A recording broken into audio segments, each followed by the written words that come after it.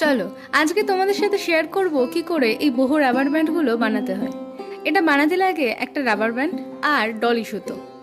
প্রথমে একটা ডলি সুতোকে নিয়ে 2 মিটার মতো কেটে বাদ দিতে হবে। তারপর বাকি সুতোটাকে 3 ফোল্ড করে নিতে হবে। যেহেতু আমি এটা মাল্টি কালারের উপর বানিয়েছিলাম, তাই সবুজ, লাল, নীল আর হলুদ কালারগুলোকেও সেমভাবে কেটে নিয়েছিলাম।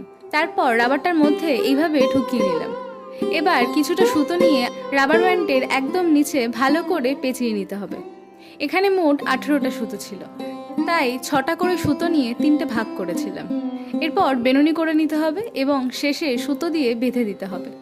সেমভাবে আমি 5টা করে নিয়েছিলাম। এরপর কড়িগুলো সুতোর মধ্যে ঢুকিয়ে আবারও দড়ি দিয়ে পেঁচিয়ে নিয়েছিলাম। এটা একটা কাস্টমাইজ রাবার ব্যান্ড ছিল, আর তোমরাও তোমাদের ইচ্ছে মতো কাস্টমাইজড করে বানাতে পারো। এই রাবার ব্যান্ডটা তোমাদের কেমন লাগলো আমাকে কিন্তু অবশ্যই জানিও। তাহলে আজকের মতো টাটা, সবাই খুব ভালো থেকো। And stay with Labani Satak for more update.